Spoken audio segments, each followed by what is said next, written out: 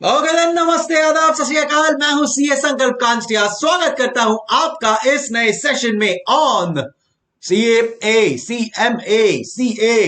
Cost and management accounting eight intermediate level. क्या आप कुछ नया सीखने के लिए तैयार है? तो चलिए फिर आज की कहानी शुरू करते हैं। क्या बोलता है पब्लिक? व्हाट्सअप। सो जैसा मैंने बताया कि भाई उठ जाओ नींद से। तुम्हारे तो मजे हैं, हमको पूरी तरह सुबह 7 बजे तैयार होके आना पड़ता है। आप तो जस्ट 7 बजे आपकी नींद खुली और आपने क्लिक किया बटन पे और सर हाजिर है आपके लिए। हमको सुबह 5:30 बजे उठना पड़ता है। तो सीए बनने के बाद लाइफ इजी नहीं है, बता रहा हूं मैं आपको। तो एटलीस्ट सीए पढ़ते वक्त तो लाइफ डिफिकल्ट होनी चाहिए ना, है कि नहीं? सो प्लीज जितना अपनी लाइफ को डिफिकल्ट बनाओगे, डिफिकल्ट नहीं बट जितना अपनी लाइफ को डिसिप्लिन बनाओगे आने वाले 9-10 महीनों के लिए, उतना आपका भला होगा। बाकी देखो आपकी इच्छा, है कि नहीं? मैंने पहले भी बोला, शायद वापस से बोलता हूं, the difference between an ordinary and extra ordinary is that little extra. वो जो एक्स्ट्रा एफर्ट, वो जो एक्स्ट्रा कंसिस्टेंसी, एक्स्ट्रा डिसिप्लिन दे जाता है ना, बस गेम उसी का हो जाता है। चलो, क्या बात है। लोग बोल रहे हैं कि हम भी सच 6 बजे सुबह उठ जाते हैं। Very good, nice to hear that.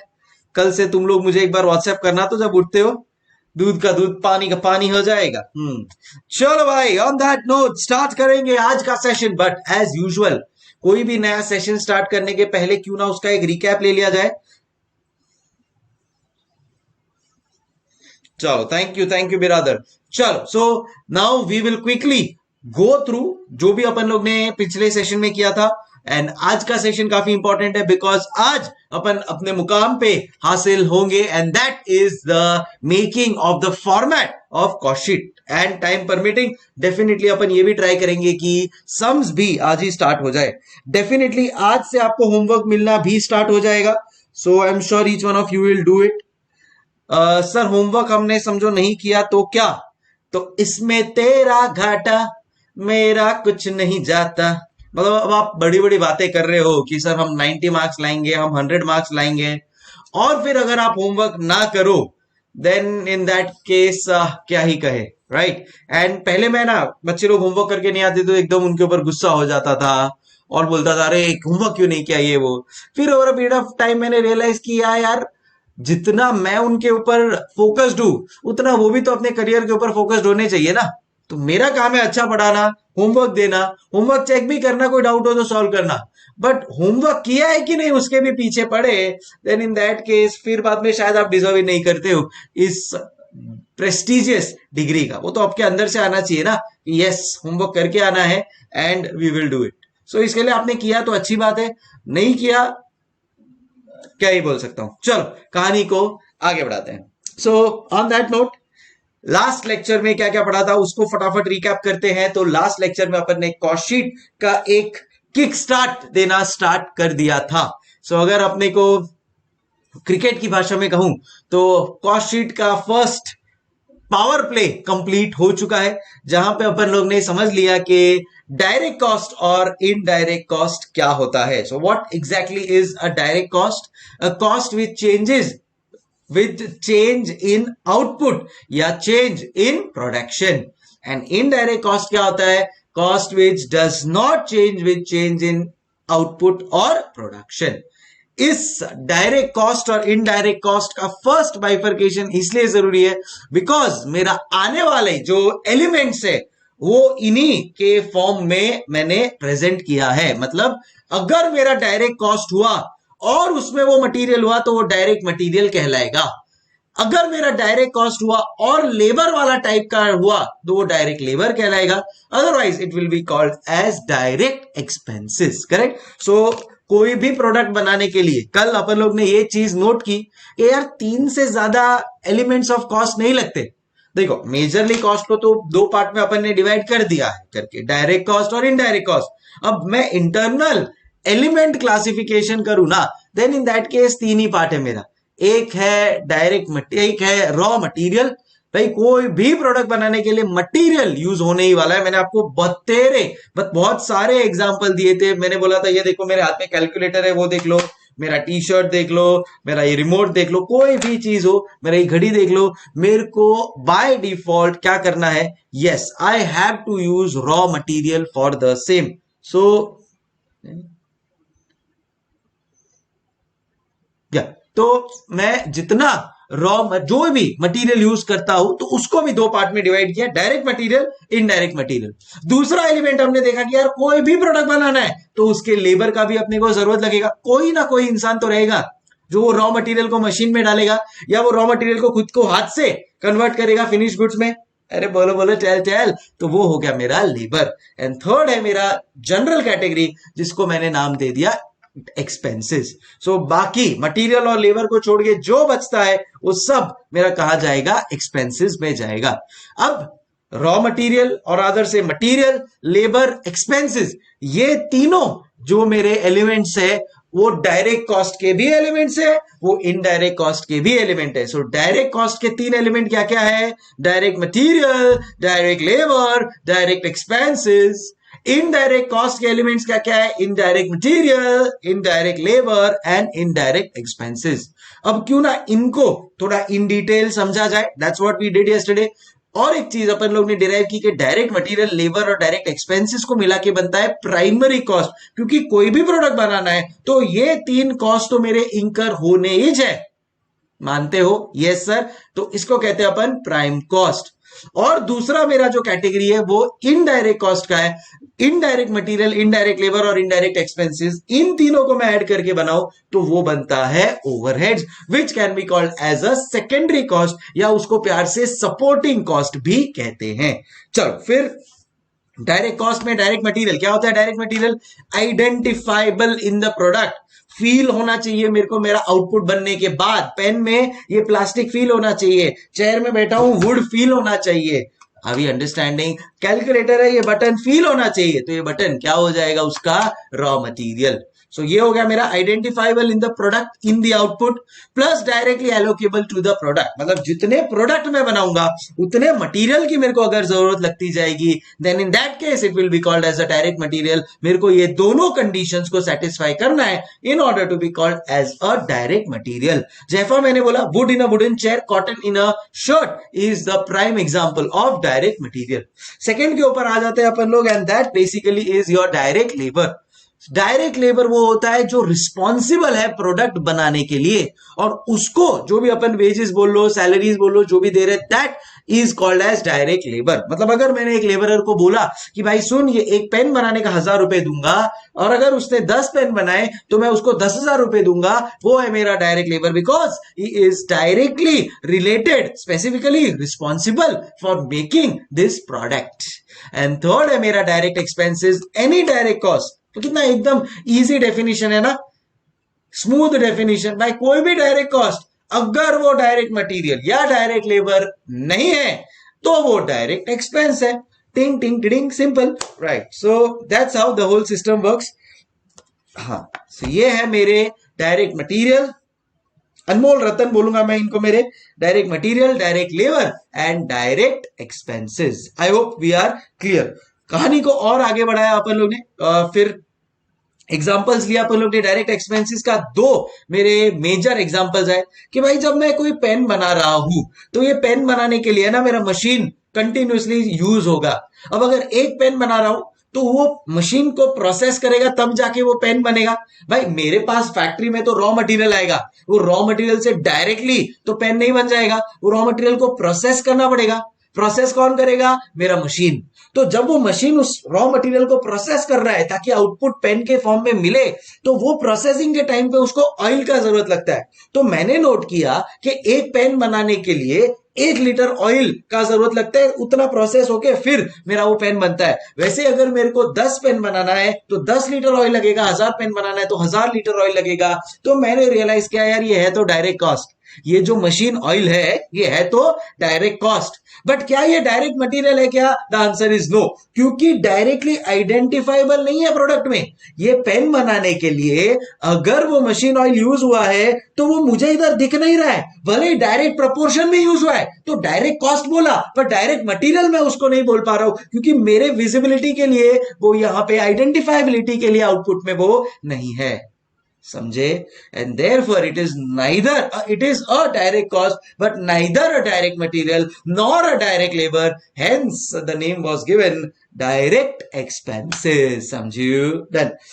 Example number 2 मैंने बोला था कि अगर मैं खुद की कार बनाता हूं और उसमें मैं फरारी का लोगो डालता हूं, अगर मैं खुद की कार बनाता हूं और उसमें अगर फरारी का खाली लोगो डाल देता हूं, तो every car that I am producing, उस हर कार के ऊपर जो मैं फरारी का लोगो डालने वाला हूं, that logo basically is my direct expense. So ये इसको मैं बोलूंगा रॉयल्टी मैं दे रहा हूं प्रोडक्शन के ऊपर। अगेन ना वो आइडेंटिफाइबल है प्रोडक्शन प्रोसेस में, सो डायरेक्ट मटेरियल नहीं है, डायरेक्ट लेबर तो है ही नहीं, it will become a direct expense. So I hope we were very clear with this. फिर अपन लोग आए इनडायरेक्ट कॉस्ट के ऊपर, जहां पे मेरे 3 बाइफर्केशंस है, indirect material, indirect labour, indirect expenses. Indirect material में क्या क्या है? Any material not directly related to the production, मतलब मटेरियल है बट वो मेरे प्रोडक्शन के लिए यूज नहीं हो रहा है। जैसे प्लास्टिक यूज हो रहा था पेन में, वो वैसे उतना डायरेक्टली यूज नहीं हो रहा है। मेरे एग्जांपल्स थे tools and spares of machinery, तो tools and spares, nut bolt होता है ना, नट बोल्ट होता है, हथौड़ा होता है, वो सब क्या है तो मटेरियल। टच है, फीलेबल है, आइडेंटिफाइबल है, तो है वो मटेरियल। बट क्या वो डायरेक्टली आउटपुट से वेरी होता है क्या? नहीं। तो वो डायरेक्ट मटेरियल नहीं है, पर मटेरियल है, तो वो क्या हो गया? Indirect material. समझी गई अभी? क्लियर? सो वो हो गया tools and spares of machinery. फिर है मेरा इनडायरेक्ट लेबर, जो भी मेरे एम्प्लॉइज है जो डायरेक्टली प्रोडक्शन से रिलेटेड नहीं है, मतलब उनको प्रोडक्शन करना नहीं है, सुपरवाइजरी, ऑफिस एडमिन, वो सब मेरे हो गए indirect labour. And again any indirect cost, not a indirect material nor a indirect labor, will become my indirect expense. So any indirect cost which is neither indirect material nor indirect labor is a indirect expense. सबसे best and prime example मेरे लिए यहाँ पे हो गया factory rent. जी हाँ, so definitely जो भी फैक्ट्री रेंट मैं पे कर रहा हूं वो मेरा इनडायरेक्ट एक्सपेंस है, बिकॉज अगेन इनडायरेक्ट कॉस्ट है वो, क्योंकि कोई मेरे प्रोडक्शन से वो वेरी नहीं हो रहा है, मटेरियल भी नहीं है, लेबर भी नहीं है, फैक्ट्री रेंट। आई थिंक ए कार्तिक को इसमें डाउट है। ए कार्तिक, अभी तेरा डाउट क्लियर हो गया बेटा? So are you clear with the fact that indirect expense, I mean factory rent will fall in the definition or in the purview of indirect expense. I hope we are clear. तो इस हिसाब से पूरा ये system set होते गया था अपना, एंड फिर अपन लोग ने इनडायरेक्ट ओवरहेड्स को भी बाइफरकेट किया था इन 3 phases. 1 is indirect cost in the nature of factory में होने वाला, that was called as factory overheads. So factory में होने वाला indirect material, indirect labor और indirect expense cost will be called as factory overheads. Office में होने वाला indirect material, indirect labor, indirect expenses, office admin overheads, and बाकी जो है सेल्स एंड डिस्ट्रीब्यूशन जो सेल्स डिपार्टमेंट में होता है. So this is how whole overall picture looks like. क्या अगर आपको अभी कोई ये बनाने को बोलेगा तो आप बना सकते हो? बोलो बोलो, टेल टेल, जवाब दो फटाफट. तो कॉस्ट को बाइफरकेट किया, डायरेक्ट कॉस्ट, इनडायरेक्ट कॉस्ट में. डायरेक्ट कॉस्ट को प्राइम कॉस्ट भी बोलते हैं, इनडायरेक्ट कॉस्ट को ओवरहेड्स भी बोलते हैं. डायरेक्ट कॉस्ट के 3 part, direct material, direct labour, direct expenses.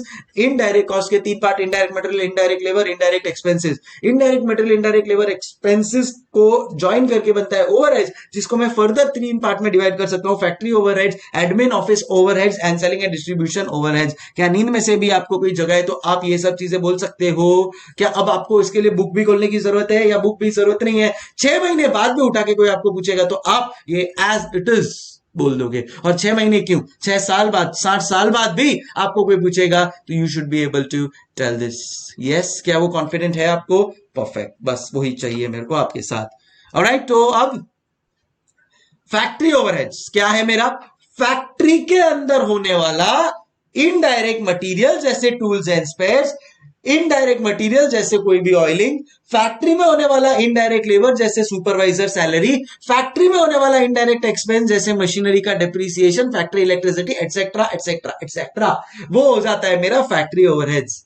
Office में होने वाला मेरा कोई भी एक्सपेंडिचर, जैसे ऑफिस में होने वाला मेरा इनडायरेक्ट मटेरियल कॉस्ट जैसे प्रिंटिंग एंड स्टेशनरी, ऑफिस में होने वाला मेरा इनडायरेक्ट लेबर, ऑफिस में होने वाला इनडायरेक्ट एक्सपेंस, जैसे office rent, office electricity, office and admin में जाता है, and selling and distribution department में होने वाला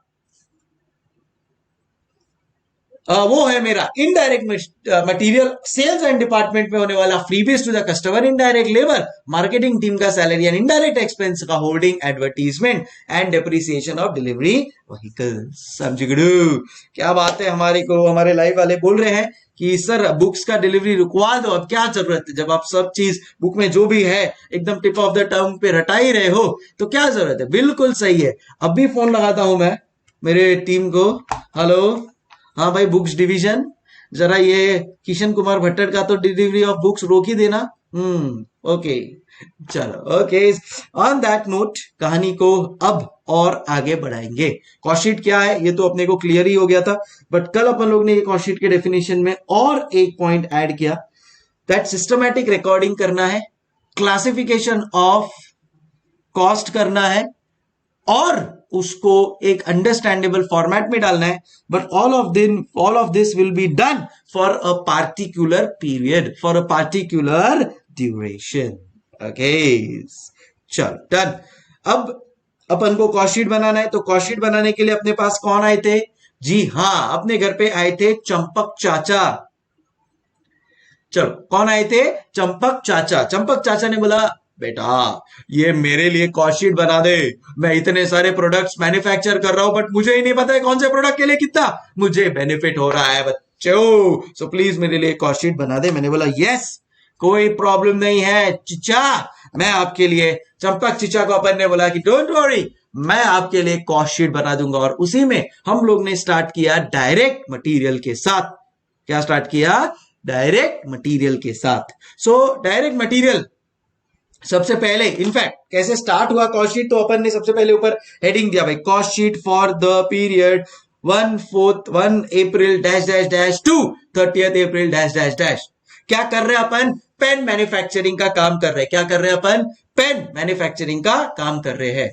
उस पेन बनाने के लिए मेरा सबसे पहला इंग्रेडिएंट क्या है? And that is direct material. उस पेन बनाने के लिए मेरा सबसे पहला मटेरियल इंग्रेडिएंट क्या है? Direct material. देखो अभी कैसे होता है, कॉस्टशीट बनाना है तो कॉस्टशीट बनाने के लिए भाई दो कॉस्ट है majorly, direct cost, indirect cost.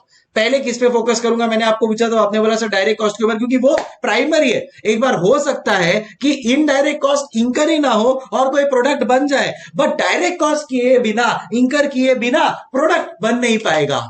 बोला बात में दम तो है। सो डायरेक्ट कॉस्ट मेरे लिए प्राइमरी है, तो उससे स्टार्ट करूंगा। उसमें भी डायरेक्ट मटेरियल सबसे पहले है, बिकॉज डायरेक्ट मटेरियल के बिना प्रोडक्ट बन ही नहीं पाएगा। तो कोई भी प्रोडक्ट बनाना है तो सबसे पहले रॉ मटेरियल मंगाना है, and therefore the name that we are written here is direct material. तो लास्ट 2-3 लेक्चर से अपन पढ़ रहे थे direct material, direct material, direct material. But अब कल जब चंपक चाचा का कॉस्टशीट बना रहे थे तब अपने को रियलाइज हुआ कि यार ये डायरेक्ट मटेरियल वर्ड लिखना सही नहीं होगा। आज से अपन बोलेंगे कॉस्टशीट के पर्सपेक्टिव से डायरेक्ट मटेरियल कंज्यूम्ड। क्या बोलेंगे?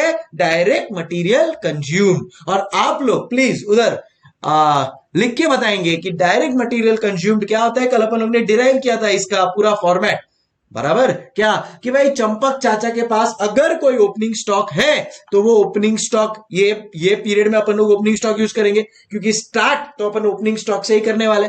मतलब अगर अपने को चंपक चिचा के लिए ये पेन बनाना है, देन इन दैट केस उनको अपन क्या बोलेंगे कि चलो पेन बनाने के लिए प्लास्टिक चाहिए, तो आप कौन सा प्लास्टिक यूज करोगे? तो चीचा बोलेंगे कि प्लास्टिक तो पहले जो मेरे पास पड़ा है मैं उसी को यूज करूंगा। तो पहले मेरा क्या यूज होने वाला है? Opening stock of raw material. But शायद opening stock of raw material से मेरे को जितना पूरा महीने में प्रोडक्शन करना है उतना ना हो पाए, तो मैं ऐड करूंगा परचेज ऑफ रॉ मटेरियल। तो मैंने सप्लायर को बोल तो दिया भाई मेरे को 10,000 क्वांटिटी ऑफ रॉ मटेरियल भेज दे, बट वो भेजने के लिए जो ट्रांसपोर्टेशन कॉस्ट होने वाला है, कैरियज इनवर्ड, वो भी यहाँ पे साथ में आएगा। अब माल को अनलोड करते वक्त, ठीक है ना, वो मेरे को सिर्फ फॉर एग्जाम्पल उसने जो सप्लायर है उसने ट्रांसपोर्टेशन तो मेरे को भेज दिया, बट ट्रक से निकालते वक्त 10,000 में से 20 रॉ मटेरियल मेरे थोड़े खराब हो गए। अब वो खराब हो गए तो मैं उनको प्रोसेसिंग करके आउटपुट तो उनसे बना नहीं सकता, तो उनको मैं मार्केट में जाके OLX पे बेच दूंगा। वो मेरे लिए काइंड ऑफ इनकम हो जाएगा। तो ये मेरा इनकम है। तो कॉस्ट में से लेस हो जाता है इनकम, तो sale of scrap of raw material.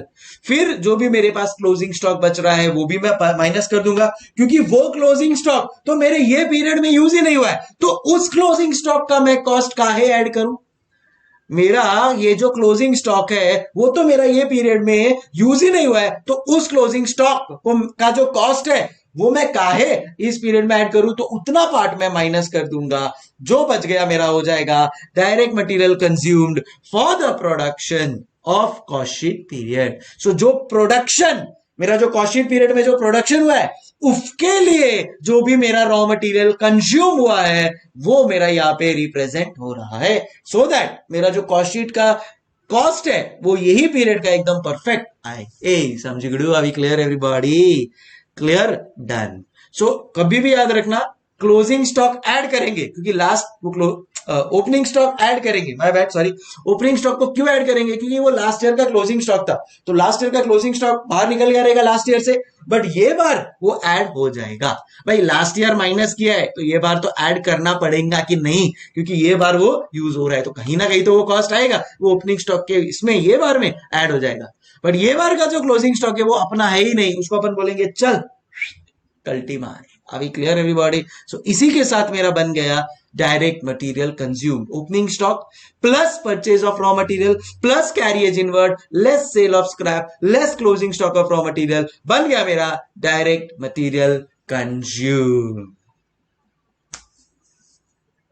चलो डन। अनुराग मित्तल बोल रहे हैं sir sale of scrap repeat कर दो। जरूर रिपीट करूंगा। देखो आपको कोई भी डाउट हो तो प्लीज पूछते रहा करो, ठीक है? जैसे अनुराग ने पूछा वैसे। सो अब अनुराग अपनी बात हुई थी ना कि अपने को जो भी मशीन और जैसे तुम लोग को समझ जाए ना तो उधर लिख भी दिया करो ओके सर अंडरस्टूड, ताकि वरना मैं चालू रहूंगा या सोचते रहूंगा अरे उसको नहीं समझा, मैं कुछ और एग्जांपल दे दो, ऐसा नहीं हो। आपको समझ गया तो आप बोल देना हाँ सर समझ गया, नहीं हुआ तब तक मैं बताऊंगा। सो अपन ने अनुराग क्या बात किया था कि सप्लायर को अपन बोलेंगे सप्लायर 10,000 रॉ मटेरियल भेज दे। सप्लायर बोला ठीक है सर ट्रक लोड करके मैं भेज रहा हूं।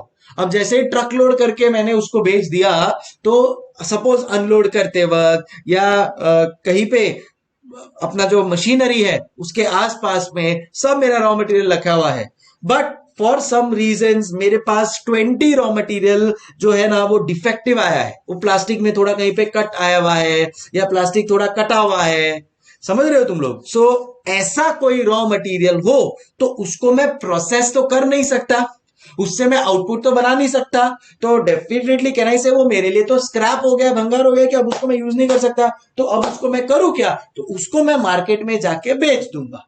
कोई भी एकदम से 10 रुपए का मेरे लिए रॉ मटेरियल है, मैं शायद उसको 2 रुपए में बेच दूंगा। तो अगर 2 रुपए में भी बेचा तो जो वो इनकम आया है 20 रुपए का या जो भी मेरे पास इनकम आया उसको मैं रिकॉर्ड कहां पे करूं? तो उतना जो मैंने कॉस्ट इंकर किया है उसमें से वो जो भी 20 रॉ मटेरियल मेरा खराब हुआ है उसको बेच के जो कमाऊंगा वो मैं माइनस कर दूंगा। अनुराग समझ में आया बेटा?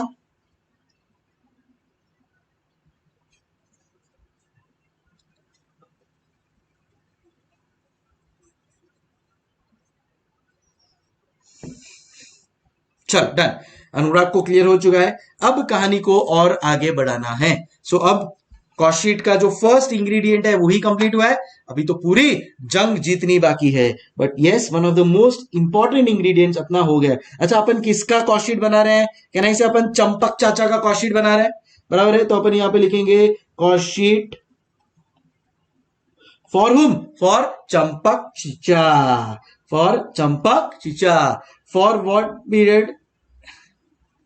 For 1st April to 30th April. Okay okay. चलो सबसे पहला है मेरा डायरेक्ट मटेरियल कंज्यूम।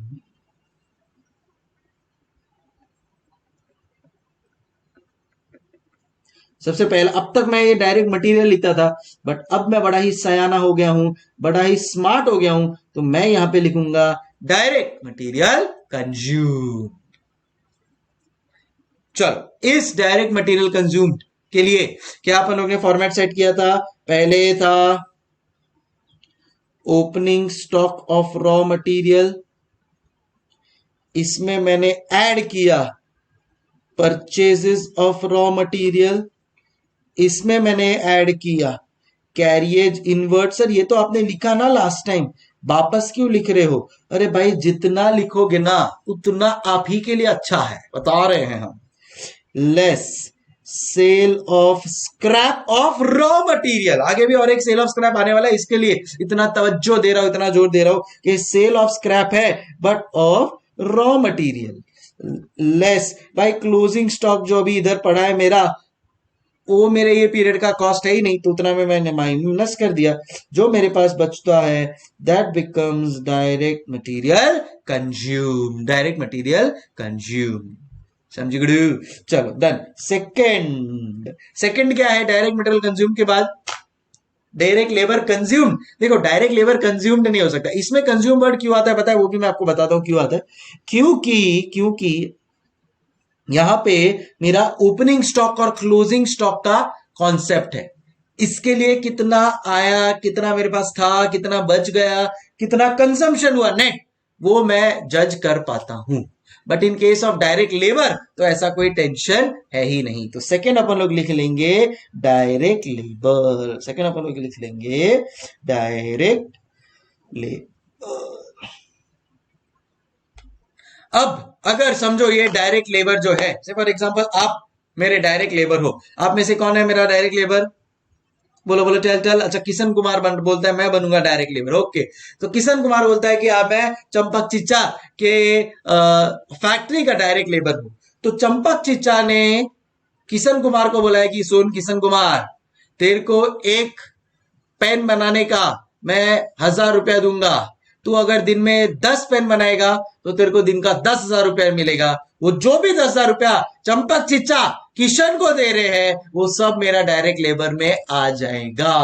अभी क्लियर एवरीबॉडी? सो अगर एक पेन का 1,000 रुपया है, किशन बोलता है मैंने सर एक महीने में इस ड्यूरेशन में मैंने, किशन बोलता है सर मैंने इस ड्यूरेशन में 10 पेन बनाए हैं, तो किशन को अपन दे देंगे 10,000 रुपया।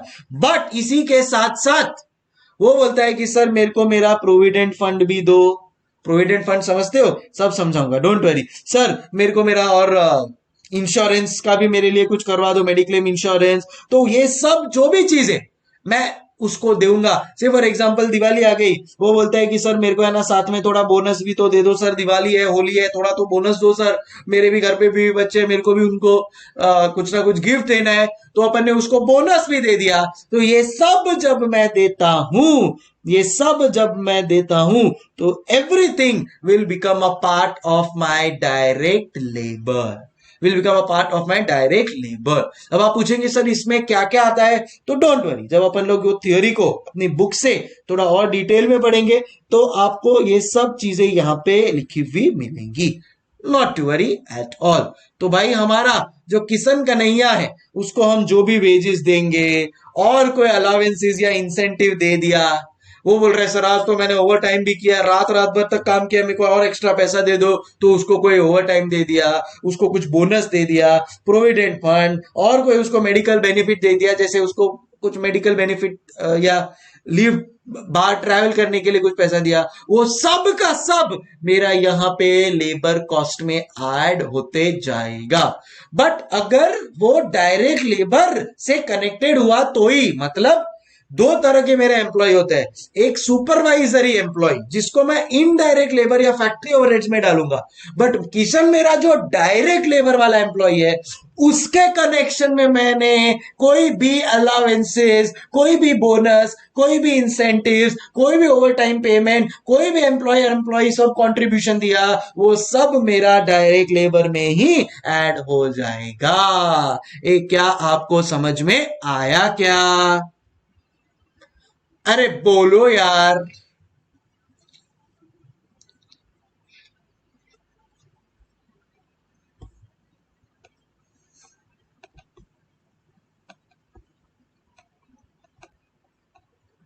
ये सबको समझ में आ गया, शाबाश। ठीक है, सो अगेन जो भी मेरा डायरेक्ट लेबरर है वो डायरेक्ट लेबरर से कनेक्टेड जो भी मेरे फिर उससे कनेक्टेड कॉस्ट हो रहे हैं, सर ये पीएफ क्या होता है और सर ये बोनस क्या होता है, इंसेंटिव क्या होता है, वो देख लेंगे अपन, डोंट वरी। उसका भी हर चीज का इन डेप्थ एनालिसिस करेंगे, don't no no problem. But फिलहाल कॉस्ट शीट के दायरे में क्या क्या चीजें आ रही है वो आपको समझ में आया? Everybody is clear? सबने मुझे थम्स अप दिखाया और बोल दिया है क्लियर सर। चलो फिर बाद में आ जाता है मेरा डायरेक्ट एक्सपेंसेस।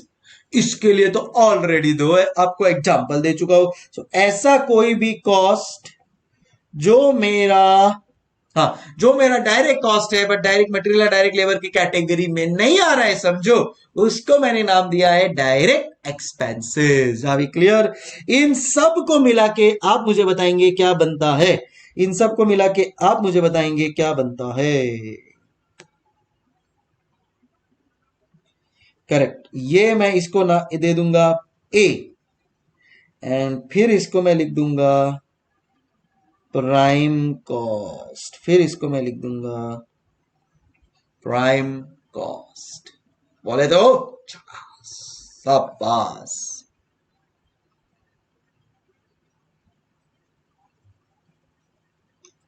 बिरादर व्हाट इज दिस 011100110? चलो सो ये बन गया मेरा प्राइम कॉस्ट। प्लीज अपनी नोटबुक में फटाफट कॉपी कर लो इतना। Prime cost start everybody, just 1 या 2 मिनट दूंगा। स्टार्ट। यस बिरादर व्हाट इज दिस? अच्छा बाय मिस्टेक ही टाइप, नो प्रॉब्लम। प्लीज आप लोग फटाफट इसको कॉपी करेंगे। प्राइम कॉस्ट तक आपका सिस्टम रेडी है? Okay okay.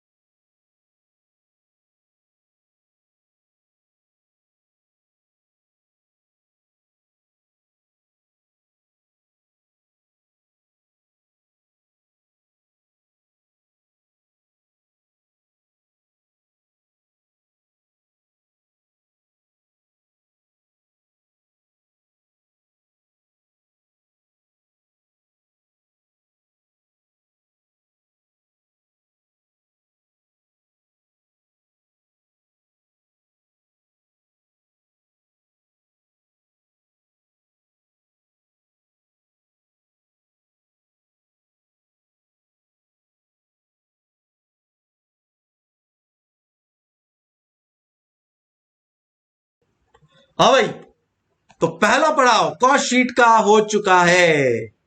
पहला पड़ाव कॉस्ट शीट का हो चुका है। चलो डन डन डन डन, सब लोग बोल रहे हैं। अच्छा तो ये कहना ही से पूरा आप लोग ने बनाया, आगे का भी आप लोग ही बनाओगे। आप लोग ही हो cost institute of management, chartered institute of management accountant के प्रेसिडेंट आप ही हो। जी हाँ, आप ही हो ये कॉस्ट शीट का जो थीसिस बनाओगे। अच्छा अब मुझे एक बात बताओ, ये जो डायरेक्ट मटेरियल आया है सप्लायर से, अपन लोग ने ऑर्डर तो कर दिया है, ये डायरेक्ट और मटेरियल आने के बाद इसको कहां पे रखेंगे? आपके यहाँ मेरे सर पे रखेंगे या कहां पे रखेंगे इसको?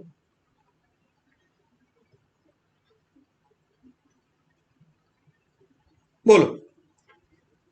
डायरेक्ट लेबर जो है मेरा, जो काम कर रहा है, वो कहां पे काम कर रहा है? चलो सब लोग बोल रहे हैं वेयर हाउस। ठीक है, फेयर इनफ। फैक्ट्री का वेयर हाउस है, उसको बोलते हैं स्टोर। तो फैक्ट्री का एक स्टोर होता है, मतलब बेसिकली कहना है इससे कि ये जो भी मेरा डायरेक्ट मटेरियल आएगा वो मेरे फैक्ट्री के स्टोर में पड़ा रहेगा, बराबर है। अब ये डायरेक्ट मटेरियल को मैं कहना है इसे यूज करूंगा, अरे बोलो यस, और वो यूज करूंगा और फिर बाद में अपना फाइनल प्रोडक्ट बनाऊंगा, करेक्ट। सो अब ध्यान से सुनना क्या हो रहा है यहाँ पे। सेकेंड स्टेप पे अपन जा रहे हैं। रॉ मटेरियल जो मैंने मंगवाया था, रॉ मटेरियल जो मैंने मंगवाया था वो आ चुका है। वो आके मैंने कहां पे रखा है? वो आके मैंने रखा है मेरे फैक्ट्री स्टोर में, फैक्ट्री के स्टोर में रखा है। अब फैक्ट्री के स्टोर में तो क्या होगा पता है? जो सप्लायर है वो आएगा फटाफट, उसको तो भाई घाई है, फटाफट जो भी रॉ मटेरियल है वो अनलोड कर देगा। कहां पे अनलोड कर देगा? मेरे फैक्ट्री के स्टोर में। एकदम प्रैक्टिकल चीज बता रहा हूं, ऐसे ही होता है। तो मेरा जो फैक्ट्री का स्टोर है वहां पे उसने अनलोड कर दिया। ठीक है सर, अनलोड कर दिया, नो प्रॉब्लम। अब मैं आपको आगे की बात बताता हूं। अब ये फैक्ट्री के स्टोर में ही पड़ा रहेगा या इसको अपन यूज करेंगे? सीधी सी बात है सर, यूज करेंगे। कौन आएगा इसको यूज करने के लिए? कहना इसे फैक्ट्री में जो हमारे लेबरर्स है, फैक्ट्री के लेबरर्स हैं वो आएंगे। करेक्ट। अब ये जो लेबरर्स हैं वो आके इस रॉ मटेरियल में, इस रॉ मटेरियल में कुछ प्रोसेसिंग करेंगे और वो प्रोसेसिंग से फिर फाइनली मेरा आउटपुट बनते जाएगा। अभी अंडरस्टैंडिंग? सो मेरा एक बार डायरेक्ट मटेरियल आ गया, अब मेरा लेबरर उसको यूज करने के लिए स्टार्ट कर रहा है। वो जो मेरा लेबरर है वो ये रॉ मटेरियल को कहां पे यूज करके आउटपुट बनाना चालू करेगा?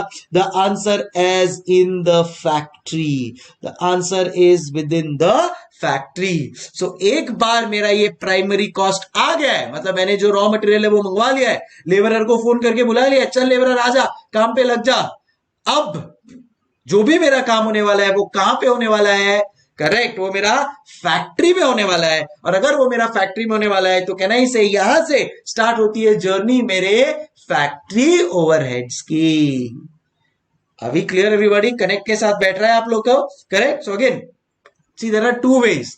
सीधा आप लिख दो प्राइम कॉस्ट, उसके बाद में आप लिख दो एड फैक्ट्री ओवरहेड्स, या तो वैसे, या आप सोचो कि अब क्या होगा। अब डायरेक्ट मटेरियल आ गया है, डायरेक्ट लेबर को कॉल करके बुला लिया है, अब वो काम कहां पे करेगा? फैक्ट्री में काम करेगा। तो मेरे खर्चे कौन से होने वाले हैं? फैक्ट्री से रिलेटेड। तो अब मैं क्या ऐड करूंगा? फैक्ट्री ओवरहेड्स को ऐड करूंगा। So let's write that down. अभी तुम लोग नहीं लिखोगे, मैं लिखूंगा। देखो तुम लोग को मैं लिखने का टाइम दे रहा हूं। अब मेरा ये जो भी फैक्ट्री ओवरहेड्स रिलेटेड है वो बनेगा, फिर मेरा ये जो भी एडमिन रिलेटेड है वो बनेगा। तो ऐसे करते करते अपन पूरा कॉस्ट शीट बनाते जाएंगे और एंड में फिर पूरा कॉस्ट शीट को रिक्रिएट कर लेंगे। अभी अपन क्या कर रहे हैं? फेज बाय फेज जा रहे हैं। तो अपन लोग ने अभी सीए फाउंडेशन क्लियर कर लिया है, अभी अपन लोग सीए इंटरमीडिएट कर रहे हैं, फिर अपन आर्टिकलशिप करेंगे, फिर अपन लोग सीए फाइनल का एग्जाम देंगे और फिर अपन पूरी तरह से cost sheet I mean chartered accountant कहलाएंगे। क्या बोलते हो? तो अभी सीए इंटरमीडिएट लेवल पे शांति। सो अब मैं आ रहा हूं मेरे फैक्ट्री में। अब तक क्या हो गया है सर? अब तक मेरा प्राइम कॉस्ट तक हो गया है, अब तक मेरा प्राइम कॉस्ट तक हो गया है। डन। अब मैं कहां पे जा रहा हूं? फैक्ट्री ओवरहेड्स में। राइट। सो अब मैं यहां पे क्या खर्चे लिखना चालू कर दूंगा? Factory overheads related. चलो लेट्स स्टार्ट।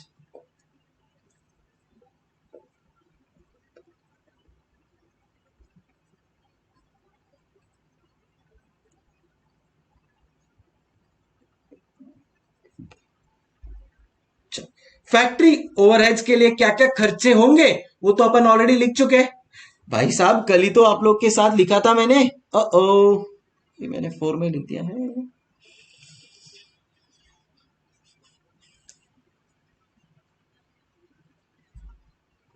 एक मिनट दोगे मुझे? एक मिनट देना।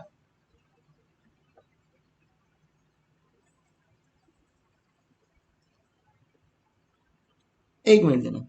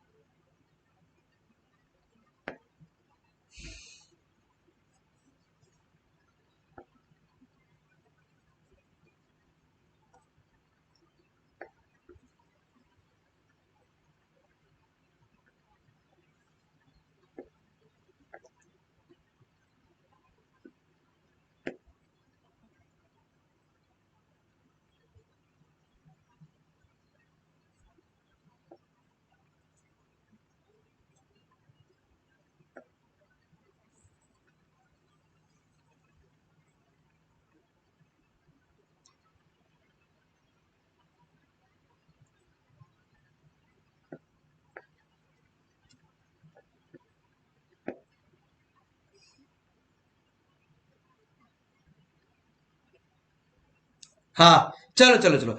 सो अब मैं फैक्ट्री में जा रहा हूं। मैं आपको क्या बोल रहा हूं कि फैक्ट्री वाले जो भी थे यार, वो तो मैंने ऑलरेडी लिख ही लिए थे ना, फैक्ट्री से रिलेटेड जो भी मेरे खर्चे थे। तो वो बताओ क्या क्या थे। आओ आओ, यहाँ पे अपन लोग ने लिखे भी है, अपने को कहाँ आएगा tension. Yes, tools and spheres, oil, supervisor salary, machine and machine का डेप्रिसिएशन, रॉ मटेरियल का, मशीन का रिपेयर एंड मेंटेनेंस, फैक्ट्री का इलेक्ट्रिसिटी, फैक्ट्री का रेंट, ये सब मेरा अब कहां पे आ जाएगा। एब्सोल्युटली करेक्ट, ये सब मेरा आ जाएगा फैक्ट्री ओवरहेड्स में। तो चलो आओ लिखता हूं यहां पे, एक मिनट। हाँ,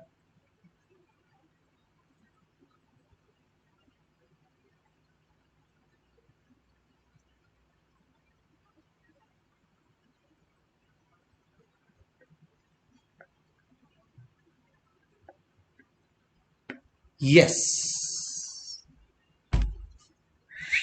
आ गया, है कि नहीं भाई। फैक्ट्री ओवरहेड्स में एंड ऑफ द डे आने वाला तो यही सब है ना, tools and spheres, oil, supervisor salary, machine का डेप्रिसिएशन, मशीन का रिपेयर मेंटेनेंस, फैक्ट्री का इलेक्ट्रिसिटी, फैक्ट्री का रेंट, एटसेट्रा एटसेट्रा एटसेट्रा। देखो वो जो एटसेट्रा का पूरा लिस्ट है ना, वो आपके पास यहाँ पे मैंने बना के रखा है। So don't worry, factory overheads में ये सब चीजें आ जाएगी। बट फिलहाल अपने को कॉस्ट शीट के नजरिए से समझना है। चंपक चाचा को अपन पूछ रहे हैं कि क्या क्या उनके फैक्ट्री में खर्चे हुए हैं, वो सब मैंने यहाँ पे लिख दिए, वो सब मैंने यहाँ पे लिख दिए। चलो इसी फॉर्मेट में एकदम प्रॉपरली लिख लेता हूं यहाँ पे। सो मैं चंपक चीचा के पास गया और उनको बोला क्या क्या हुए खर्चे। तो मैंने चंपक चाचा को बोला, चंपक चीचा आप मुझे बताओ इस फैक्ट्री में आपके क्या क्या खर्चे हुए हैं related to indirect material, indirect labour, indirect expense, please आप वो मेरे को बताओ। तो उन्होंने मुझे बताया, बेटा indirect material plus indirect labour plus indirect expenses incurred in factory is as below. ठीक है ना, लिस्ट एंडलेस है, बट अपन ये जो अपने टिपिकल वाले हैं वो अपन लोग फटाफट लिख लेते हैं। जैसे कि मेरा फैक्ट्री रेंट, जैसा कि मेरा मशीनरी का रिपेयर एंड मेंटेनेंस, मशीनरी का depreciation, correct, tools and spheres etcetera. अभी टूल्स एंड स्पेयर्स एटसेट्रा, ठीक है। सुपरवाइजर सैलरी, सब सब सब सब आ जाएगा इसमें। अब ये सब जितने भी एटसेट्रा लिख दिया मैंने, डॉट डॉट डॉट डॉट इधर लिख लेता हूं। ये सब जो भी है जब मेरे प्राइम कॉस्ट में ऐड हो जाता है, ये मेरे जितने भी फैक्ट्री ओवरहेड्स है, जब ये मेरे प्राइम कॉस्ट में ऐड हो जाते हैं ना, जब ये मेरे प्राइम कॉस्ट में ऐड हो जाते हैं ना, इसको ये रिप्रेजेंट करते हैं ग्रॉस फैक्ट्री कॉस्ट। क्या रिप्रेजेंट करते हैं? Gross factory cost. ये भाई तुम दुनिया के कोई भी कोने में जहां भी हो, तुम मेरा लेक्चर किसी भी तरह से देख रहे हो, भले ही लाइव एट होम हो, भले ही गूगल ड्राइव के थ्रू हो, पेन ड्राइव के थ्रू हो, मोबाइल के थ्रू हो, आई डोंट केयर, बट कुछ चीजें जो आपको मैं बुलवा रहा हूं वो आपको बोलनी ही पड़ेगी। भाई आज ये डिस्को डांस क्यों कर रहा है मेरा भाई? ओ मेरे भाई, हाँ। तो प्राइम कॉस्ट में जब मैं ये फैक्ट्री ओवरहेड्स को ऐड करता हूं तो it becomes gross factory cost. बोलो जहां पे भी बैठे हो, prime cost plus factory overheads is equal to gross factory cost. Yes, एक डाउट आया, लेट्स सी। किशन कुमार का अच्छा क्वेश्चन है सर, फैक्ट्री ओवरहेड्स के हेड में जब आप लिखते हैं तो अपने को सब क्लासिफाई उसको करना है क्या, कि फैक्ट्री का इनडायरेक्ट मटेरियल, फैक्ट्री का इनडायरेक्ट लेबर, फैक्ट्री का indirect expense? Answer is no, answer is no. वो तो मैंने आप लोगों को ये सब चीजें बताई है कि कैसे वो होता है। बाकी आपको तो खाली जनरली लिखना है। सपोज एग्जाम में आया फैक्ट्री रेंट, तो खाली फैक्ट्री ओवरहेड्स के नीचे फैक्ट्री रेंट लिख के आना है। एग्जाम में आया मशीन डेप्रिसिएशन, तो बस उतना लिख के आना है, उसको अब रिक्लासिफाई नहीं करना है कि वो इनडायरेक्ट फैक्ट्री का इनडायरेक्ट एक्सपेंस है या नहीं, नॉट रिक्वायर्ड। ठीक है। सो प्राइम कॉस्ट में फैक्ट्री ओवरहेड्स ऐड किया तो क्या मिल गया? Yes, you are right, it is called as gross factory cost. Gross factory cost case. चल अब सुनना, वापस से एक ओपनिंग स्टॉक क्लोजिंग स्टॉक आ रहा है। आप बोलोगे सर अब क्या है? अब मैं आपको बता दूं, देखो सपोज आपने, या चंपक चाचा की बात करते हैं, चंपक चाचा ने सपोज उनका ये कैलकुलेटर बनाने का बिजनेस है, सपोज उनका ये कैलकुलेटर बनाने का बिजनेस है। अब अगर उनको ये कैलकुलेटर बनाना है तो कहना इसे, वो कैलकुलेटर बनाने के लिए सब रॉ मटेरियल मंगाए उन्होंने, और ये रॉ मटेरियल को प्रोसेस करके वो कैलकुलेटर बनाएंगे। तो जब ये रॉ मटेरियल को प्रोसेस करके कैलकुलेटर बनाया जा रहा है, जब ये रॉ मटेरियल को प्रोसेस करके कैलकुलेटर बनाया जा रहा है, तो 30 अप्रैल को, एज ऑफ 30 अप्रैल, क्या ऐसा पॉसिबल है क्या कि कुछ कैलकुलेटर पूरे कंप्लीट हो जाए और कुछ कैलकुलेटर आधे अधूरे रह जाए? बिकॉज अपन लोग ये 30 अप्रैल पीरियड के लिए बना रहे हैं, 1 अप्रैल से 30 अप्रैल पीरियड के लिए। तो क्या ऐसा पॉसिबल है कि कुछ कैलकुलेटर कंप्लीट हो जाए बट कुछ कैलकुलेटर आधे अधूरे रह जाए? आप मुझे बताओ ऐसा पॉसिबल है या नहीं? नहीं, 30 अप्रैल रात तक मैं तो सारे कैलकुलेटर बना के ही सोऊंगा, ऐसा होगा? या it's a part of process, कुछ रह जाएगा कुछ कंप्लीट हो जाएगा? आप मुझे बताओ। Correct sir, part and parcel of process है, कुछ सेमी फिनिश गुड्स रह जाएंगे। Very nicely said Kishan. Asna Negi ने उसको नाम दिया है work in progress. Very nice, very nice, absolutely correct. तो अब प्रैक्टिकली लॉजिकली समझो कि हो सकता है ऐसे ही लास्ट ईयर या लास्ट पीरियड जो मेरा था उसका भी कुछ क्लोजिंग डब्ल्यूआईपी होगा। करेक्ट, कैन आई से अब वो क्लोजिंग डब्ल्यूआईपी कंप्लीट हो जाएगा, सो उसको मैं यहां पे क्या कर दूंगा, ऐड कर दूंगा, क्योंकि लास्ट ईयर का वो क्लोजिंग डब्ल्यूआईपी होगा, ये बार का वो ओपनिंग डब्ल्यूआईपी होगा, और ये बार मैं उसको पूरा का पूरा कंप्लीट कर दूंगा। सो ऐड ओपनिंग डब्ल्यूआईपी। और अगर कोई डब्ल्यूआईपी बच गया है मेरा तो मैं उसको बोलूंगा भाई ए डब्ल्यूआईपी तू पूरा कंप्लीट नहीं हुआ है तो तू ये ड्यूरेशन का, ये पीरियड का नहीं है, तू यहां से निकल जा। तो उसको मैं बोल दूंगा लेस, उसको मैं बोल दूंगा लेस क्लोजिंग डब्ल्यूआईपी। अभी अंडरस्टैंडिंग? एंड ये एडलेस करने के बाद, ये एडलेस करने के बाद जो मेरा आता है that basically called as net factory cost, या इसको आप बोल सकते हो नेट वर्क्स कॉस्ट। हे समझ गए? तो कह रहा है इसे मेरा सेकंड पड़ाव भी कंप्लीट। पहला पड़ाव में मैंने सीखा प्राइम कॉस्ट, दूसरे पड़ाव में मैंने सीखा फैक्ट्री या works cost. Any issues anybody? क्या आपको सबको समझ में आ गया? Clear everybody? Definitely please right it down, लिखिए अपनी बुक में, प्लीज कॉपी, कॉपी कर रहे हैं ना आप लोग? प्लीज जैसे हो जाए मुझे एक थम्स अप दे देना, डन लिख देना।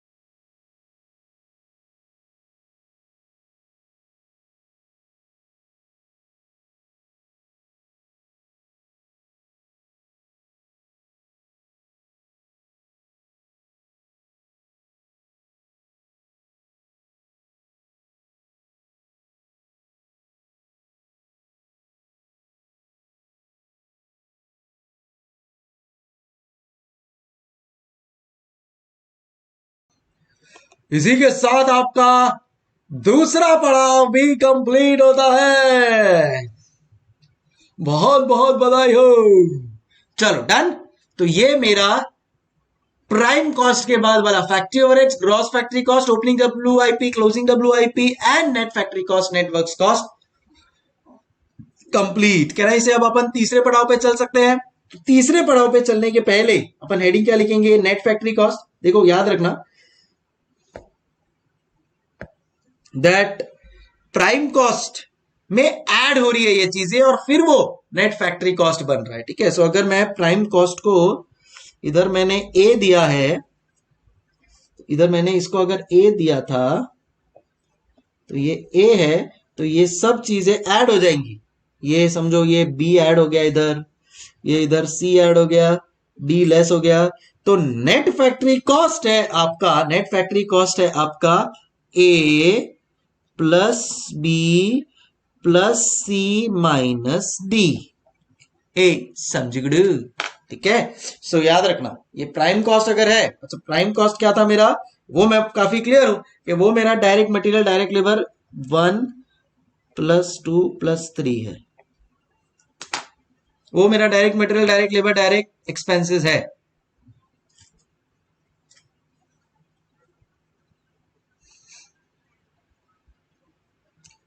प्राइम कॉस्ट में फैक्ट्री ओवरहेड्स ऐड होगा, add opening stock less closing stock, मेरा बन जाता है net factory cost, networks cost A plus B minus C, sorry A plus B plus C minus D.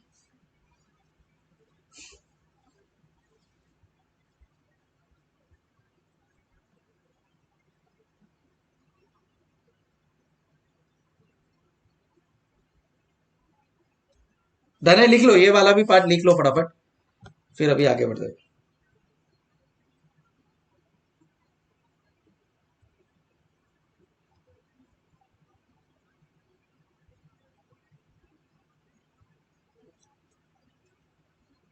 चल अब एज आई सेड नेक्स्ट पड़ाव के ऊपर, ये अब मेरा ई आ गया है यहाँ पे, नेट फैक्ट्री कॉस्ट है मेरा E which is equal to A plus B plus C minus D.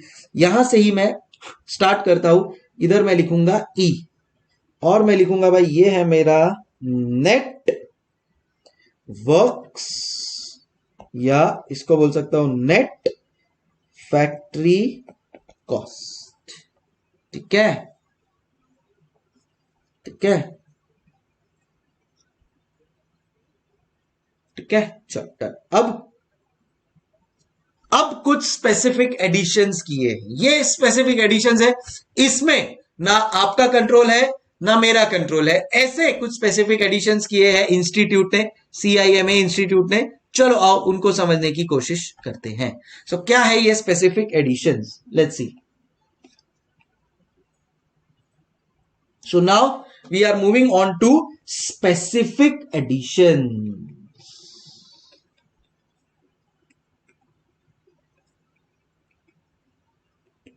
Now we are moving on to specific additions.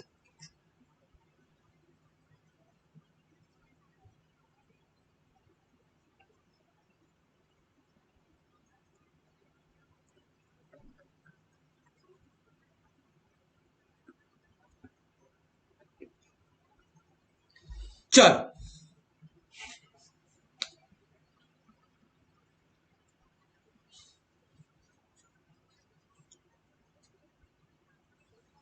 So now specific editions अगर मेरे को यहां पे लिखना है, देन इन दैट केस मैं क्या लिखूंगा, तो वो मैं आपको स्पेसिफिकली बताऊंगा, क्योंकि ICAI ने, institute of chartered accountant, institute of cost accountants, CIMA institute, सब लोग ने यहां पे कुछ स्पेसिफिक चीजें factory related, manufacturing related setup की है, और वो मैं यहां पे लिखता हूं जिसको मैंने शॉर्ट फॉर्म दिया है QRACP। ये सब को ऐड करने के बाद जो आता है that is called as my cost of production, but वो बाद में, पहले ये QRACP क्या है, तो सबसे पहला है मेरा क्वालिटी कंट्रोल कॉस्ट। जो भी मेरा खर्चा क्वालिटी कंट्रोल से रिलेटेड हो रहा है then in that case it is called as quality control cost. For example, आप लोग ने कभी कोई गुड्स खरीदा होगा तो मालूम है एक ये आता है ISO सर्टिफाइड. अगर आप लोग ने कभी देखा हो तो ISO 9001 सर्टिफाइड होता है. तुम लोगों को पता है क्या भाई? करेक्ट. सो वो ISO सर्टिफिकेशन क्या है? एक खर्चा है मेरा, क्वालिटी रिलेटेड खर्चा है. क्या होता है मैं आपको बताता हूं. देखो, सपोज आपको कोई गुड्स मैन्युफैक्चर करना है. ये ISO सर्टिफाइड क्या होता है मैं आपको बताता हूं. सपोज आपने को कोई गुड्स मैन्युफैक्चर करना है, तो कहीं पे भी कुछ मैन्युफैक्चरिंग करनी है, कुछ करना है, so you have to give a good quality product, तो ही कस्टमर खरीदेगा.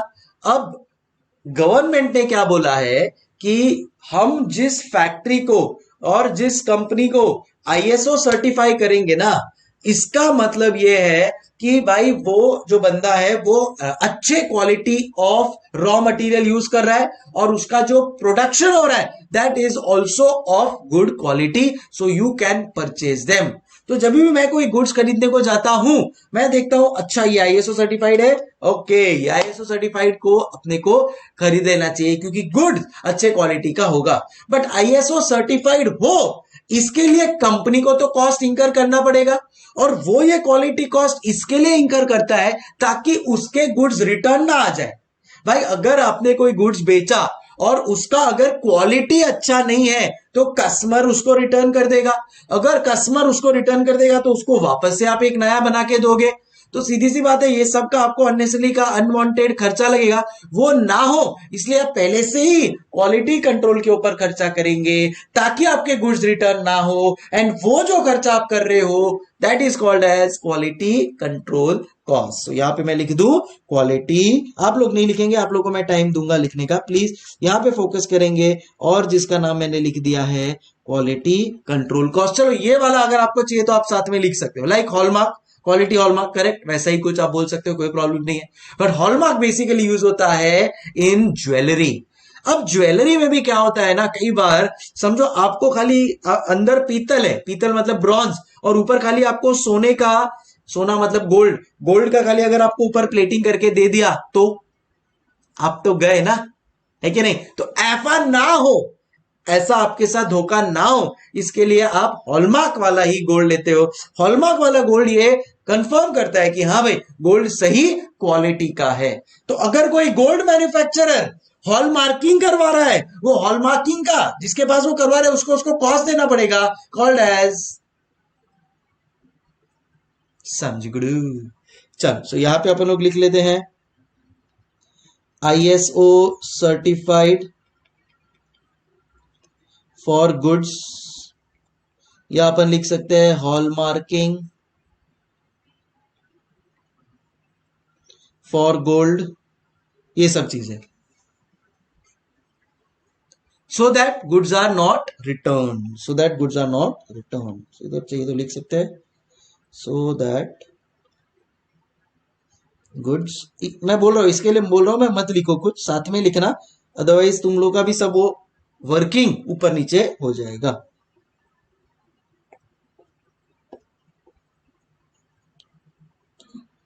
Quality control cost.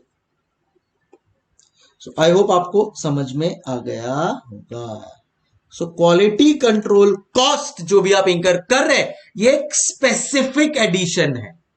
अदरवाइज ये स्पेसिफिक एडिशन नहीं दिया होता देन इन दैट केस शायद मैं उसको ऑफिस एडमिन में कहीं पे दिखा देता है ऐसा कुछ, बट उन्होंने स्पेसिफिकली यहां पे करवाया है. सो चुपचाप यहां पे अपन लिखेंगे. चलो सेकंड क्या है, सेकंड है आर. फर्स्ट था क्यू, सेकंड है R. R is research and development cost.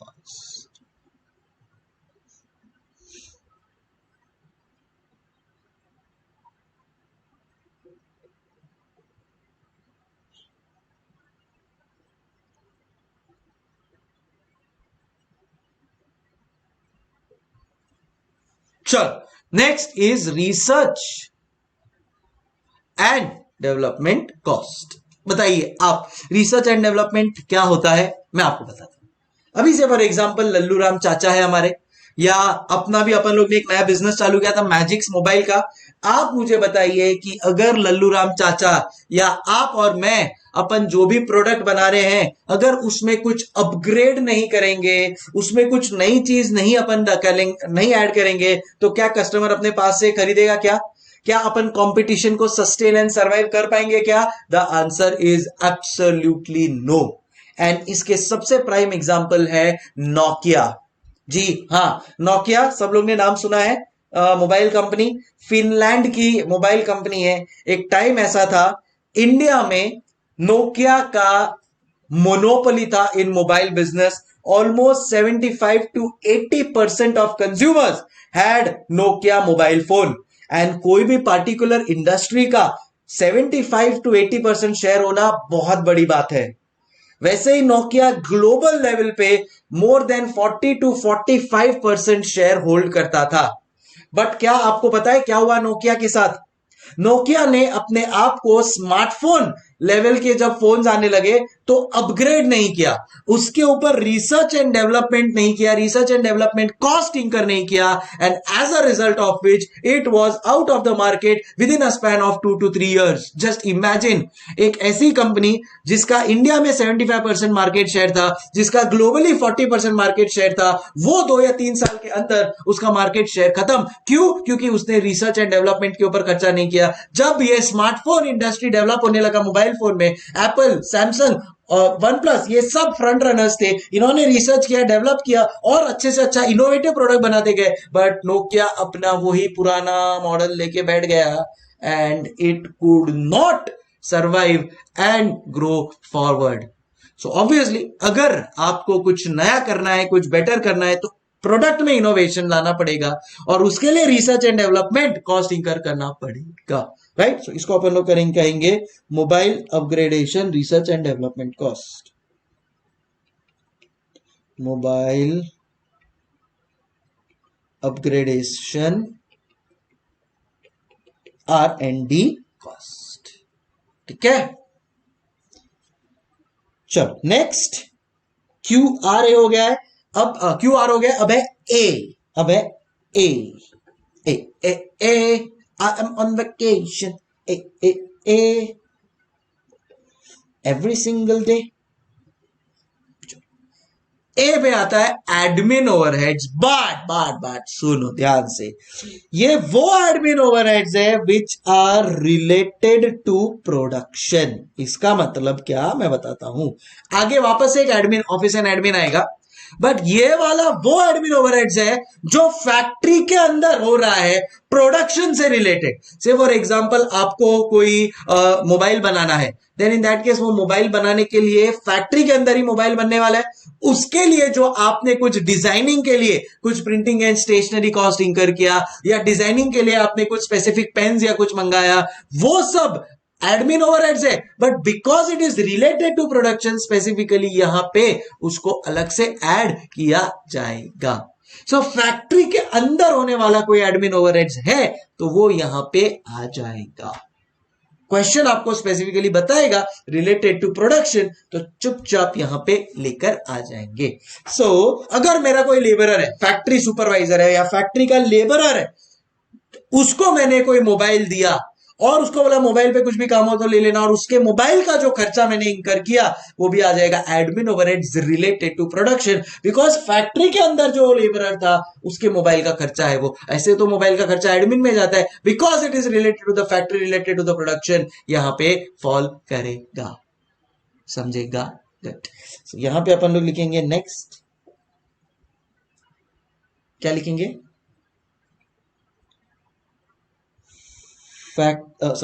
admin overheads incurred in factory, admin overheads incurred in factory, example printing and stationery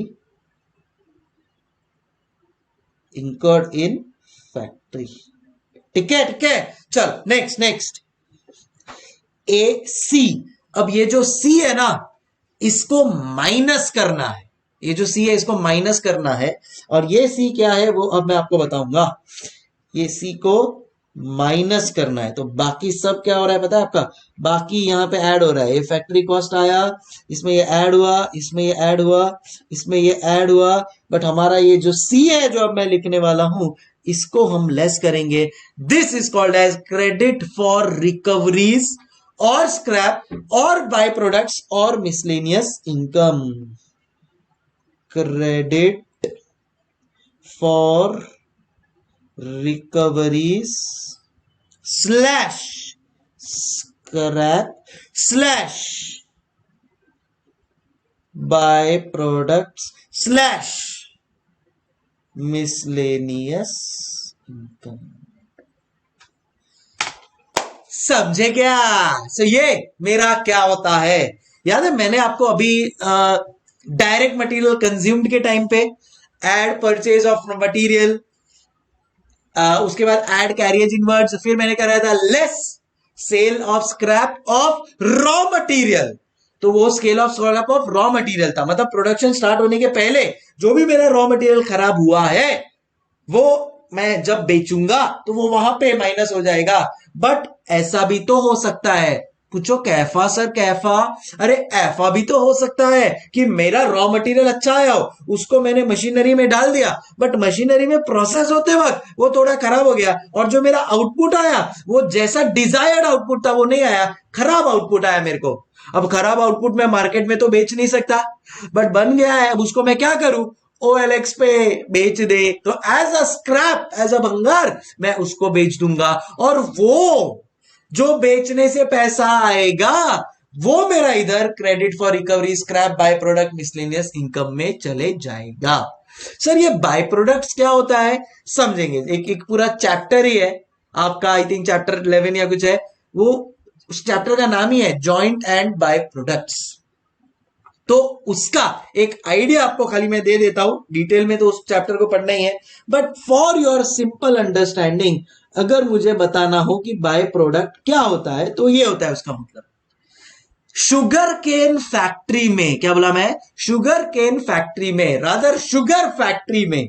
आप कभी शुगर फैक्ट्री में गए हो? अरे सर हम कहा, तो मैं आपको बताता हूं शुगर फैक्ट्री में क्या होता है। बेसिकली शुगर फैक्ट्री में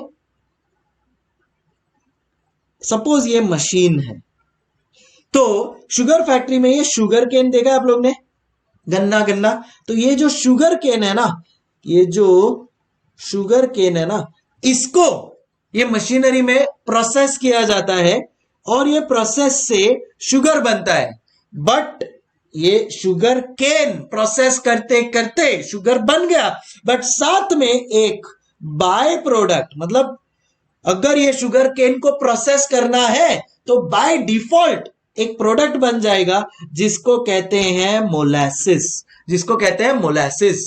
अब शुगर केन को प्रोसेस करके अपने को तो शुगर बनाना है, अपन तो बनाएंगे, बट अब ये बाय कोएक्सीडेंटली शुगर केन को प्रोसेस करते करते मोलासिस बनना ही है, तो अब ये मोलासिस बन के गिर गए, तो उस मोलासिस का मैं करूं क्या, समझ रहे हो? तो उस मोलासिस का मार्केट में एक सेल प्राइस है, उसको मैं मार्केट में बेच सकता हूं, तो ये मोलासिस को कौड़ियों के भाव में बिकेगा, कोई डाउट नहीं है, बट जो भाव पे बिके वो भाव पे उसको मैं बेच दूंगा। तो ये जब मोलासिस को मैं प्रोसेस कर रहा हूं, शुगर केन के प्रोसेस करने के बाद ये मोलासिस आया, और वो जो मेरा मोलासिस बना है, वो जो मेरा बाय प्रोडक्ट बना है, उसको जब मैं मार्केट में बेचता हूं तो वो यहां पे आएगा क्रेडिट फॉर रिकवरीज और स्क्रैप और बाय प्रोडक्ट्स, मतलब बाय प्रोडक्ट बेच के जो मुझे क्रेडिट मिल रहा है, जो मुझे इनकम मिल रहा है, वो मैं यहां पे लेस करूंगा, या और कोई भी मिसलेनियस इनकम अगर मुझे अराइज हो गया तो। अभी अंडरस्टैंडिंग, हम लोग कई बार बुक्स मंगाते हैं, हमारे सेंटर में स्टूडेंट को डिस्पैच करने के लिए बुक्स मंगाना पड़ता है, तो से फॉर एग्जाम्पल हमारे पास एक साथ 500 बुक आया, तो 500 बुक जब आता है ना तो एक बड़े बड़े कार्टन में पैक होके आता है। अब हम तो वो बुक कार्टन से निकाल के हमारे कबर्ड में रख देते हैं, पर वो जो कार्टन बच जाता है उसको हम लोग क्या करते हैं, रद्दी वाले को बुला के बेच देते हैं, तो वो जो पैसा आया, समझो गुरु,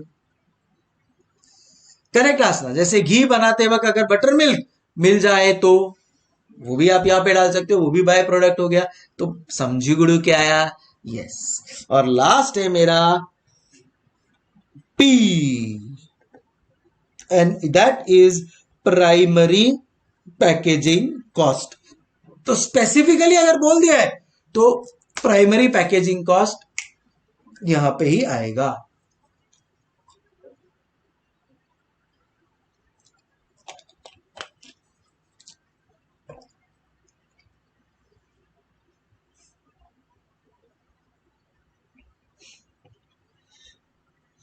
ये क्या है मेरा प्राइमरी पैकिंग कॉस्ट। स्पेसिफिकली अगर मैंने बोल दिया है देन प्राइमरी पैकिंग कॉस्ट मेरा यहां पे आएगा। यहां पे मैं लिखूंगा any packaging essential for the product. इसको भी मैं एक्सप्लेन करूंगा, don't worry. Packaging essential for the product. एक सेकेंड, ओके।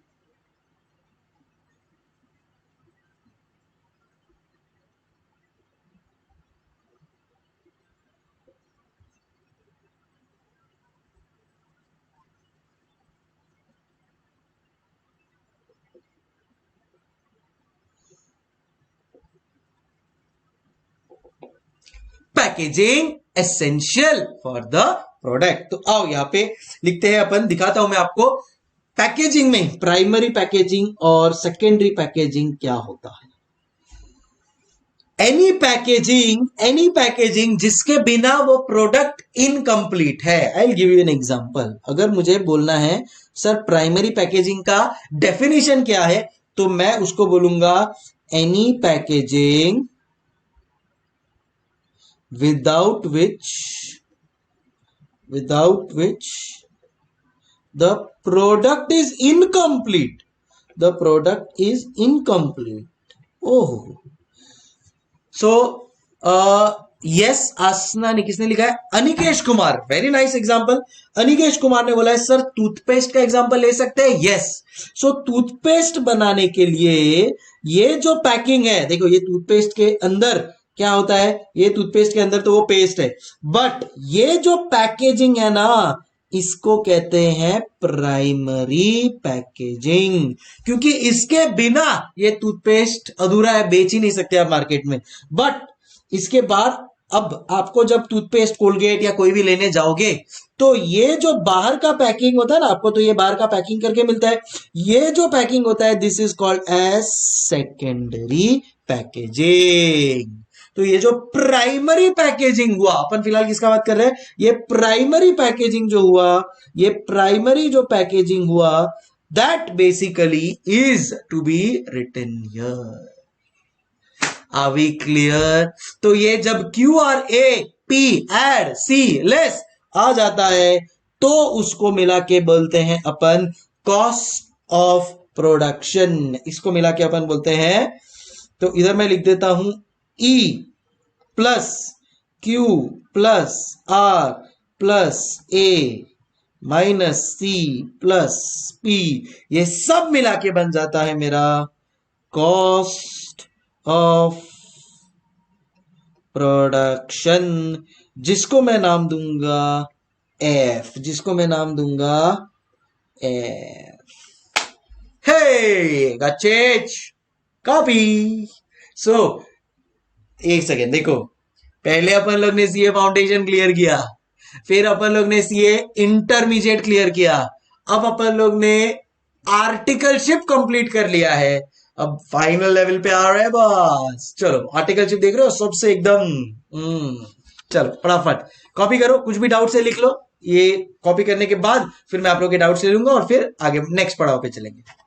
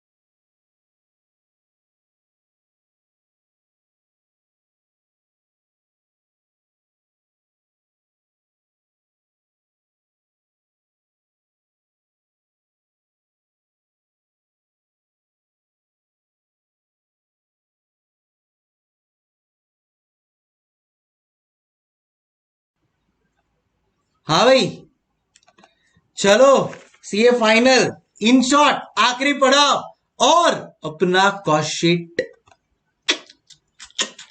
कंप्लीट। चलो सो अब लास्ट स्टेज पे आ रहे अपन, एंड वो लास्ट स्टेज के बाद we will be able to say that yes we are done and dusted. अच्छा, बिरादर पूछ रहे पैकेजिंग वाला एक बार वापस बता दो, वापस से बता दो बिरादर, come here, you are my बिरादर।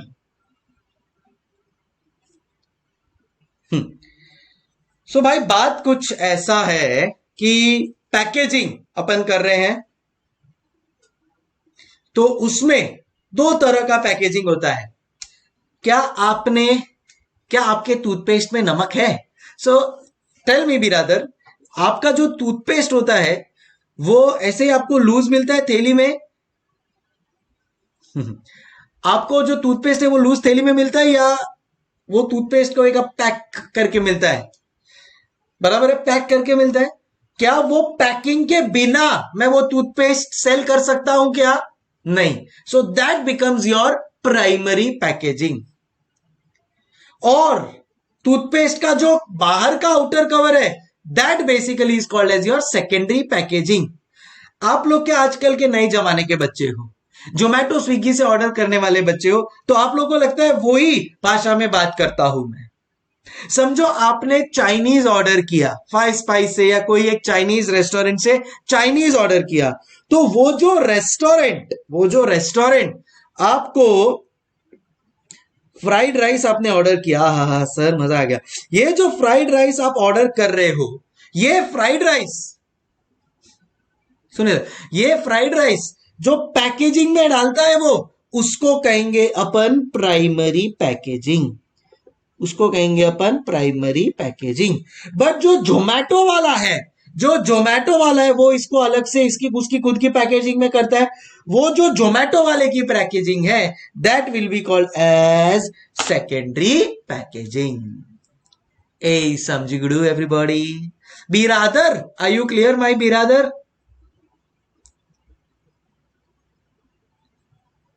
हाँ सर, अभी जोमेटो स्विगी का एग्जांपल दिया, अब कैसे हम गलत समझ सकते हैं? अब तो एकदम परफेक्टली समझ गया। Very good very good. नहीं समझता हूं मैं अभी। चलो क्लियर एवरीवन। अब आ जाते हैं अपन लोग आखिरी पड़ाव के ऊपर। ओ बिरादर, आर यू क्लियर? वो तो तू तो बता।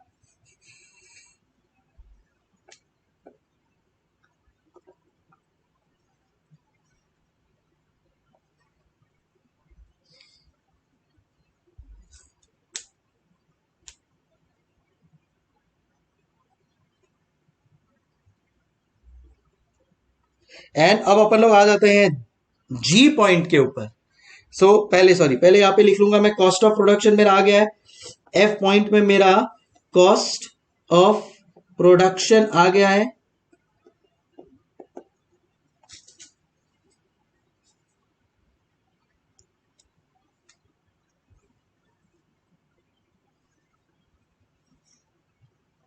चल, अब रॉ मटेरियल जो मैंने लाया था, opening stock closing stock adjust कर दिया।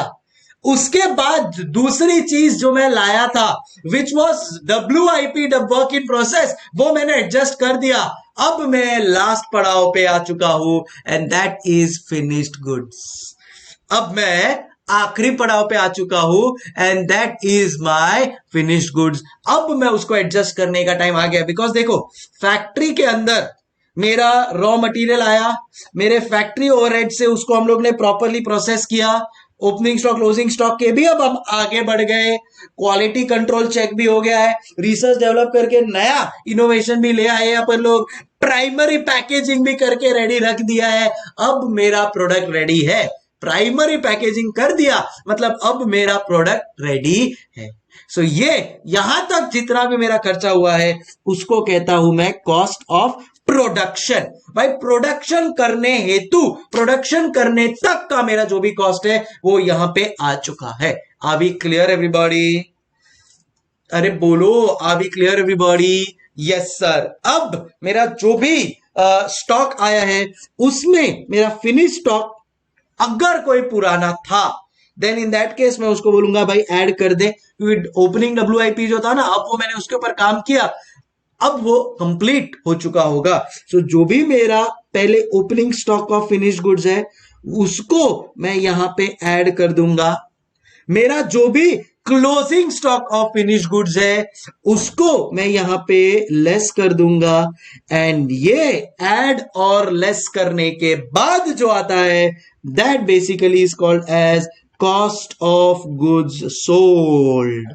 इसको कहते हैं कॉस्ट ऑफ गुड्स सोल्ड, या इसको कहते हैं COGS, इसको कहते हैं COGS। Are we clear everyone? ठीक है, बस अब क्या बचता है, अब मेरा ये जो भी गुड्स बन गया है उसमें मेरे को कुछ ऑफिस रिलेटेड काम करना है, थोड़ा मेरे को सेल्स एंड डिस्ट्रीब्यूशन का, मार्केटिंग और हवा करनी है एडवर्टीजमेंट की, बस बन गया मेरा कॉस्ट ऑफ सेल्स। उसमें प्रॉफिट ऐड करो तो सेल्स बन गया। सर क्या क्या क्या क्या क्या, आराम से बता रहा हूं 2 मिनट, अब बस 2 मिनट और मेरा कॉस्ट शीट कंप्लीट, पलक झपकते ही। तो अब देखो ये इधर तक आ गया मैं, अब इसमें मैं ऐड करूंगा एडमिन ओवरहेड्स पर जनरल वाला, अब ऑफिस वाला जो मेरा एडमिन ओवरहेड्स है वो ऐड करूंगा। तो ऐड एडमिन ओवरहेड्स, कौन सा वाला? जनरल वाला, जो मेरा ऑफिस वाला है वो वाला एडमिन ओवरहेड्स में ऐड करूंगा। इसमें मैं ऐड करूंगा selling and distribution overheads, selling and distribution overheads. ये हो सकता है मेरा मार्केटिंग वाला जो अपन ने लिखा है ऑलरेडी, डिस्ट्रीब्यूशन का मेरा कोई कॉस्ट हो गया, डिलीवरी व्हीकल का मेरा कोई कॉस्ट हो गया, डिलीवरी व्हीकल का कोई कॉस्ट हो गया, वो सब चीजें मेरी यहां पे ऐड हो जाएंगी।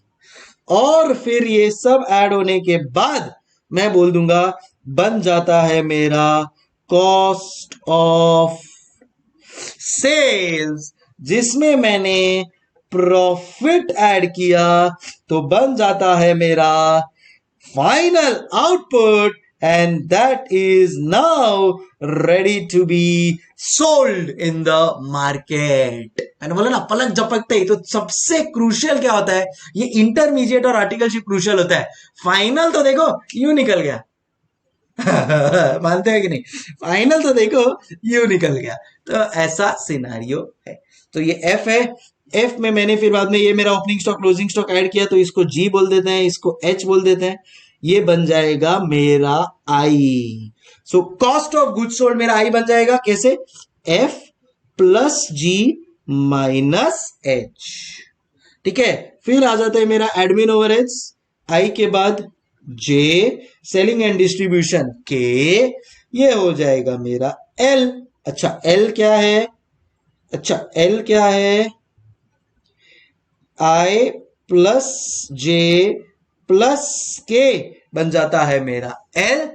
इसमें मैं एम ऐड करता हूं तो सेल्स हो जाएगा मेरा एल प्लस एम जी। हाँ, सो ये मेरा कॉस्ट ऑफ सेल्स, मतलब जितने भी मेरे टोटल खर्चे हैं, जितने भी मेरे टोटल खर्चे हैं सब ऐड मेरे हो गए यहां पे, इसमें सब आ गया। एंड फिर मैं उसमें प्रॉफिट ऐड करता हूं, मेरा सेल्स आ जाता है। सर सेल्स में टैक्स इंक्लूसिव है या एक्सक्लूसिव? सो सेल्स में अपने ऊपर होता है ये, we can take it inclusive also, we can take it exclusive also, कोई फर्क नहीं पड़ता है उससे, क्योंकि से टैक्स है जो जीएसटी वो सब है उसका वैसे भी अपने को क्रेडिट मिल जाता है, वो आएगा, वो सब चीजें भी आएगी, don't worry. Are we clear everybody? तो इसी के साथ मेरा सीए फाइनल भी क्लियर, और अब मैं चार्टर्ड अकाउंटेंट बन चुका हूं, या अब मैं बोल सकता हूं मैं कॉस्ट शीट का मास्टर बन चुका हूं। अब डोंट वरी, वापस से ये पूरा कॉस्ट शीट भी लिखेंगे अपन, वापस से पूरा रिवाइज करेंगे, फिर एक दो सम करेंगे, और फिर अपने को लगेगा हा मजा आ गया। ओके चलो चलो चलो, let's now right it down. फटाफट ये लास्ट फेज भी लिख लो, फिर मैं आपको कहीं और चीज से भी कनेक्ट करूंगा, फिर ये वापस से अपन कॉस्ट शीट लिखेंगे एंड मजा आएगा। बट फिलहाल चलो मैं बहुत आगे ना जाऊं, इतना लिखवा लू तो भी बहुत है, तो आप इतना लिख लीजिए, और फिर अपन लेंगे एक छोटा सा 2-5 मिनट का ब्रेक, 2-5 मिनट का ब्रेक, एंड देन फिर वापस से कॉस्ट शीट को रिकैप करके सम स्टार्ट करेंगे। महक शर्मा बोल रही है आपको कौन सा चाहिए? फैक्ट्री ओवरहेड्स वाला स्लाइड दिखा देता हूं। चलो, सो जिसका भी ये लिखे हो गया वो 2 मिनट का ब्रेक ले सकता है। फिर मिलते हैं ब्रेक के बाद। यस महक, 2 मिनट पहले ये सबको कॉपी कर लेने दे, फिर मैं वो वाला स्लाइड ओपन करता हूं।